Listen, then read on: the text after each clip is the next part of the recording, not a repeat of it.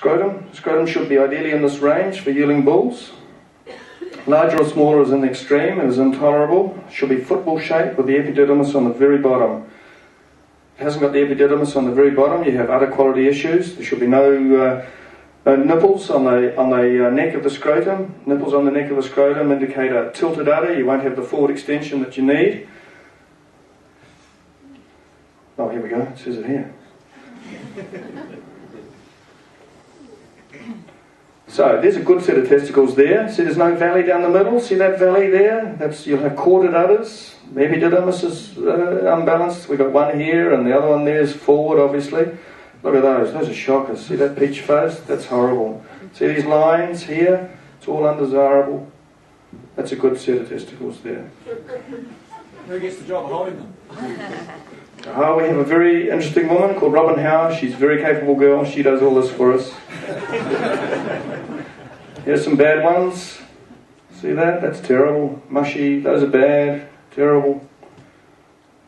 Heart girth. Heart girth to top line. Should be about the same. Closer the heart girth is to the top line, the more efficient, the more adaptable, the more vigorous the animal will be. Larger is better. Insufficient heart girth is a high indicator of structural defects, susceptibility to stress and high maintenance. So this is what we're looking for in our cattle. Good shoulders, pronounced crest, good scrota, coarse hair, none of this soft feminine hair, long hair on a when Gerald sees long hair on the pole of a bull, he just shakes his head. Long hair's for female, for girls. So, genetic progress. We've got to have early maturing cattle. We've gone headlong down the line of late maturing bulls. This breed plan has been really, really good at selecting for late maturing. This is a photo of a bull, 1937. This bull was judged the best. He got a 10-year best type shorthorn, grand champion at Illinois International Exposition. So, bad mating, low pregnancy rates, deformed progeny.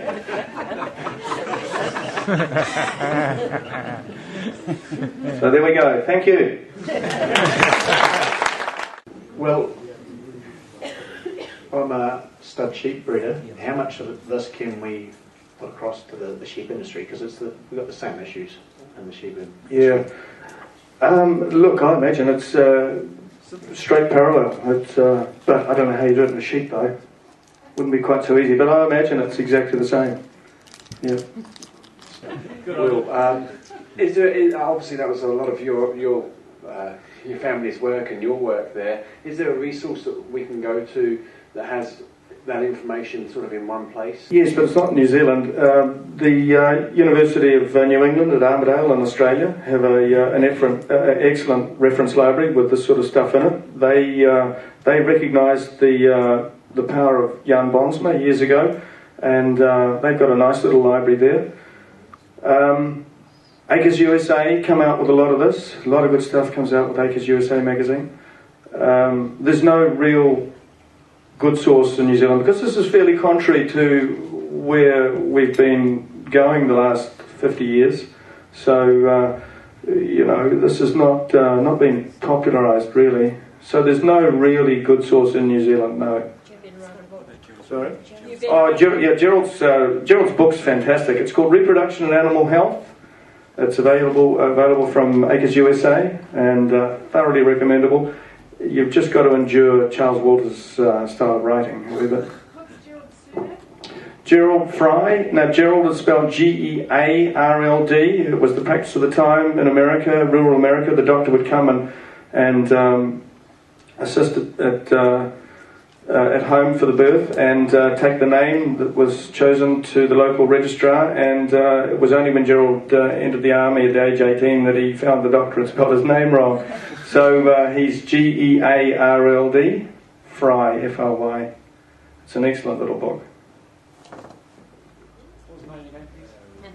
Gerald Fry. Oh, Reproduction and Animal Health. Well, I just want to ask, because we know that you've had 3 years of drought and had a really hard time.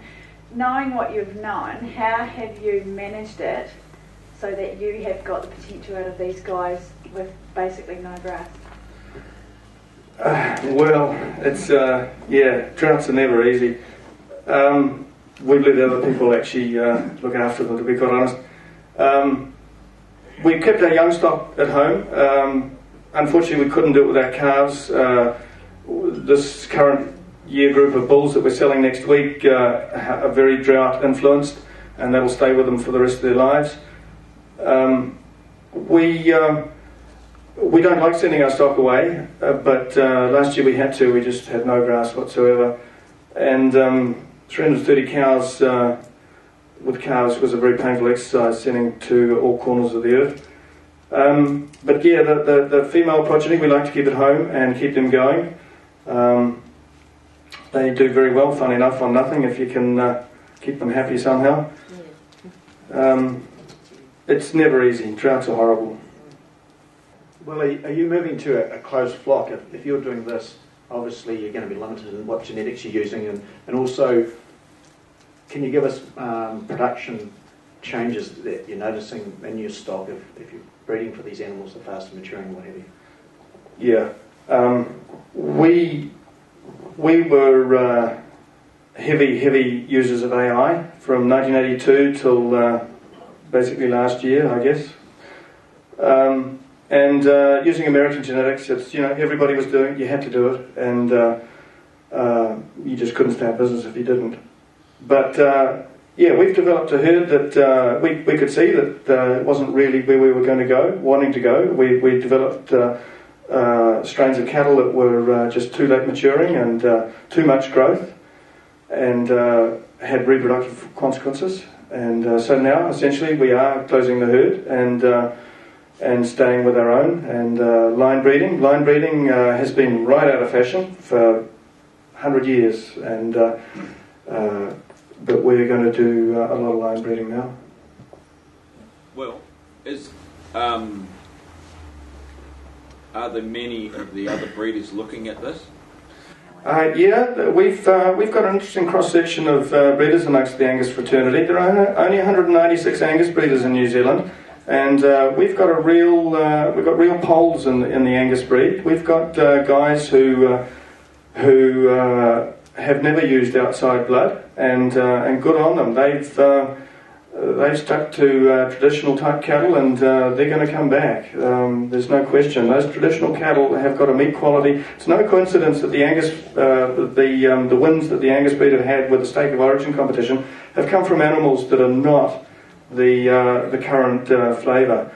These have been won with traditional old-fashioned Angus, and it really is no coincidence. So yeah, we've got a good cross section of older, more traditional breeders. Just one more question. Very interesting. I've come back to a family farm, and 3 years ago, where there was a Charolais Angus mixed herd of all sorts, and we've decided to head off into the straight Angus way, breeding through these cows that were on hand. Oh, you're a smart boy. Are we going to be doing our heads in from what I've just seen up there, or are we heading in a good direction, or are we just wasting our time with the base we're starting with? No, you stay on it. The marketing initiatives that Angus New Zealand have recently put in place, it's taken us years to convince the processing companies that they need to differentiate. And now that they have, they're really seeing the error of their ways and not doing it. These niche marketing of Angus products into Middle East is going very, very well. And that's just the start. Oh, well, that's good, because we're going straight to the Angus and we're doing the Probitas thing all at the same time. So you're a winner. Hand in hand, so we have to be good. Oh, look, there's... I don't like to mention names, but there's a man in LIC that should have been shot at birth. I'm serious. Without doubt, we've been misled. Yeah. These are all vested interests. They've got an agenda, and they're not really too concerned about you. Without doubt, question everything that they tell you.